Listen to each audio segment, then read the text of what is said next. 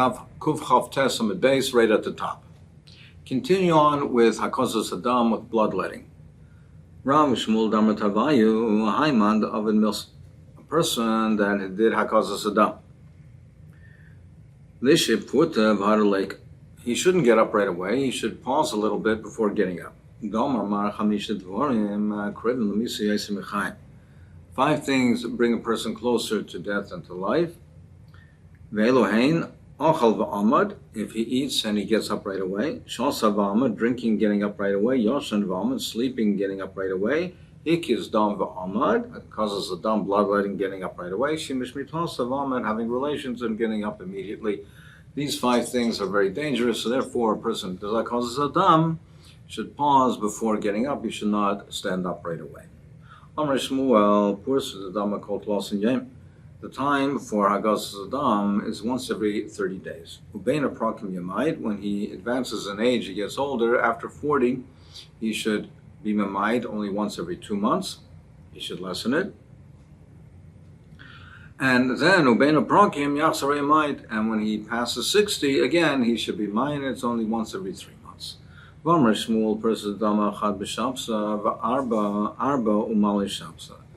The proper time for Hakozos Adam is either on Sunday or Wednesday or Erev Shabbos. But he shouldn't do it on Monday and Thursday. That's dangerous. Only someone who has special schuzavos should he do it then. Why is that? Because the Bezdin Shalmala, they judge at the same time as the Bezdin Shalmata. Mitakonas Ezra, Bezdin used to sit in the cities and Dan and judge dinim on Monday and Thursday. So it was a time of din. So it was a time of din on the Aretz, it was a time of din in the Shamayim. So at a time of din, a person shouldn't do bloodletting because he's now weakened. And then if there's a gzera against him, it could be very dangerous. Therefore, only if he has chusavas, but to protect them, but otherwise it's a time of din, he should not put himself in a weakened state. Why is Tuesday not appropriate? Because the mazal of Madim, which is called nowadays Mars, has influence on even hours. The heavenly bodies that have influence on the earth, the Roshi Tevis for it is Shatsam Chankal. And the Mem, the Shatsam, the Mem stands for Madim, stands for Mars.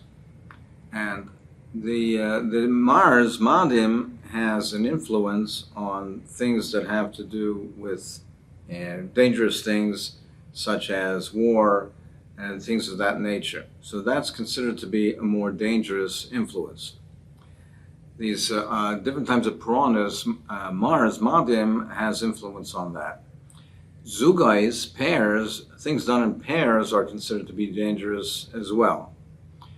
The different heavenly bodies from the Tuesday night at the time of Bria, when they were placed in the heavens, they have a rotation starting with Shatsam and Shatsam Chankal, and that is that's who the rotation that it has, the Shinat Shapsai. Each hour, so of the 7 hours, they rotate, and they rotate at different hours. It starts, each one has a different hour, and they go with that 7 hour rotation. When it comes to Tuesday, Mars Madim has its influence on an even hour that is an even number. So it itself is considered dangerous. When it now has influence on a zugais, on an even number, it's particularly dangerous. So therefore, he should not put himself in a weakened state on Tuesday because of it's a difficult time. It's a time of perhaps why someone is more susceptible to piranhas, therefore he should not put himself in a dangerous situation on Tuesday. Well, it's also it's in Zugas, it's in pairs also on Friday. Our answers came to Doshba Rabim Shem Psam Hashem.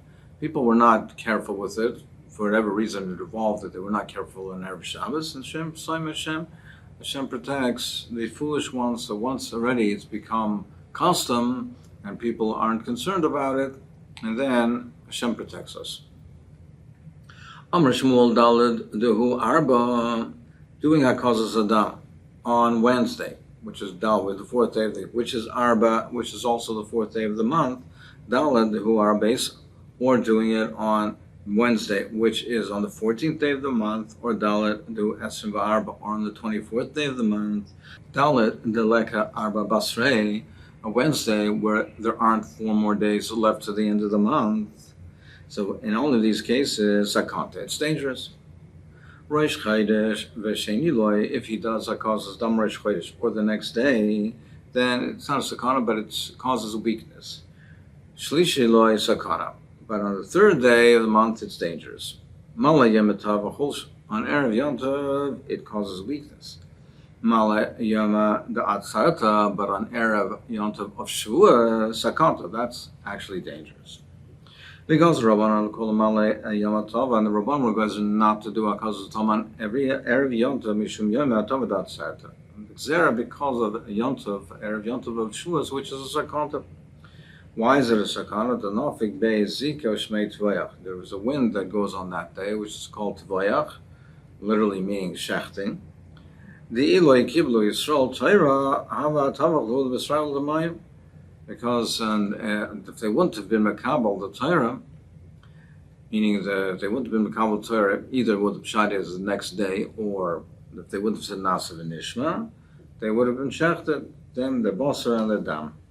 So there is that dangerous wind when it's a sakana to do HaKazas Adam and Erev Shavuos. And the guys are all Erev Yom Tov out to Erev Yom Tov Shavuos. Amr Shmuel, Achal Chitav Hikis Dam, if a person ate something before doing HaKazas Adam, even something so small as a kernel of wheat, and if he did HaKazas Adam, like is Aloy Sachita, he has no real benefit from the HaKazas Adam. It's only to remove the effect of that eating that he ate prior to it. That's if he does HaKazas Adam for Refuah. Avala Kule Mekal, but if it's to remove the excess blood that he has, then eating prior to that is not detrimental. Hamekis Dam Shtiel out. If one does HaKazas Adam, he should drink right away. Achila ad Chatzi Mil. But before eating, after HaKazas Adam, he should wait the time for a half a mil. The time of a half a mil, perhaps according to some, it's like 9 minutes. What is the pshat when we say drinking immediately after HaKazas Adam? Do we say that drinking immediately is beneficial? But if he doesn't drink immediately, then it's harmful, detrimental, or maybe perhaps it's neutral. Drinking right away is beneficial. Afterwards, if he waits, then it's neutral, it's not harmful, it's not beneficial either. Take what's a take. If they sell 100 gourds for a zuz, then a person should buy them. If 100 heads of an animal, bazuz, buy them. But if it's 100 animal lips, don't pay anything for them. They have no benefit. Omer Yosef, Kiavin Rabbanan Yomid Fagre Be Rabbanan, Kiavin Be Ravuna, Yomid Fagre Rabbanan, and when we were by Rav Huna in his yeshiva, and there was a Yomid Fagre Rabbanan, a day that they weren't learning. So Rashi learns the day that they weren't diligent in the learning, they really weren't learning that well. Taisus learned the day that they were so weak, they were shvach, they couldn't learn. But Rabbanim was a day that did not have the regular strong limited title. Amra Ha'ina Yom Desfame, they called it a Yom Desfame, which literally means a day of lips. They didn't know what they meant. Why did they call it Yom Desfame? But now, after he heard, Rav said, and Me'as Svam like Klom, don't pay anything for lips. Animal lips are worthless, they have no benefit. Therefore, he understood that a Yom Defagre is Yom Desfame, it's a day where they didn't have any benefit from it. Meaning they didn't have the normal benefit that they usually have. So the Mishnah says, Kaisha Matavor, the umbilical cord, you can tie it. Tan Rabbanan Kaisha Matavor, you can tie the umbilical cord on Shabbos. Rabbi Yossi Aimer, Av Chaytchem, you can even cut it. We can insulate the shilya, the placenta, that'll keep the baby warm. It's a skula that if they insulated the placenta, the baby would become warm. The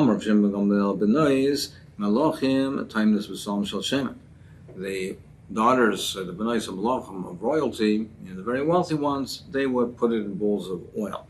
Benois ashirim semer. The daughters of wealthy ones who weren't that prominent, but they were very wealthy, they would insulate it in wool. And benois aniyim bemuchim, they would do it in rags. Rav Nachman, the halacha is, like Rav Yossi says, that you can even cut the top of the umbilical cord. Even the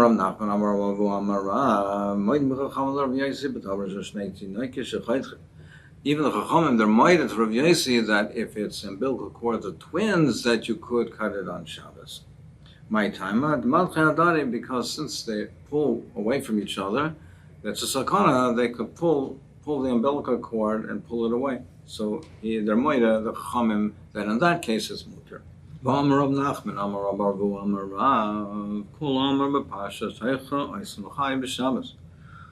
is mentioned in the Parshas Teicha of Yecheskel, you can do for a Chai on Shabbos. The Parshas Teicha, Yecheskel and Navi gives Teicha, he gives Musar to Klal Yisrael. He says they don't remember all the chasodim that Rabbeinu Shalom did for them. He took them out of Mitzrayim, from Beis Avodim, with Nisim and Floys. He raised them, he made them into Am Segula, and they abandon him, they're not faithful, they're Oived Avodah Zarah, and they do Averas. He compares it to a man who encounters a newborn baby girl who's left neglected, abandoned, and all of the things that are normally done for a baby are not done for her. He takes her, he takes care of her, he raises her, he takes her as a wife, and then she's unfaithful. So to Klal Yisrael, they're not faithful and they don't remember all the chasodim that were done for them. So the Rabbanan, an asmachta from this pasuk that these are things that are normally done for a baby, and you can do them on Shabbos because they're things that are normally necessary, normally needed. The way Taisus learns is that what we permit, what the Rabbanan permitted and what's included in this list are things which would be also mid the Rabbanan to do on Shabbos, but Mishum Tsar, and for the benefit of the child, they permitted it. Other Rishonim learned that some of them involve a deraisa as well. As we learned before, cutting the tabar, the umbilical cord, Taisus learns is the Rabbanan, the Rashba learns that it's a deraisa. So the pasuk says as follows: Shenemar Amud Yomi, it says, as far as your birth, on the day that you were born, loikara shoref, your umbilical cord was not cut. And you were not bathed and to smooth your skin. And you were not salted. And you were not wrapped in cloth to straighten your limbs. So we darshan as follows. This shows that you can be mi'alad the child on Shabbos. You can deliver the baby on Shabbos. It says your umbilical cord wasn't cut. That's something that's normally done. From here we learn out that you can do it. It's permitted to do it on Shabbos. You weren't bathed, you weren't washed. That shows that you could, it's mutter to wash on Shabbos, even though normally it's also to wash the entire body in warm water. It's just from the Rabbanan. This we permit for the child, for the baby on Shabbos. You weren't salted, that they used to put salt on the skin to make the skin stronger. This you're allowed to do on Shabbos. See from over here that we can straighten the limbs Now, it's not in the what we said before, Suva Yanuka, that we learned before that it was also, but over here, just to wrap the baby to straighten the limbs, it's mutter to do on Shabbos. Hadar lach mefanim, hadar lach mefanim, hadar lach mefayim. Rabbi Lezer Omer, Shabbos, maybe b'Shabbos.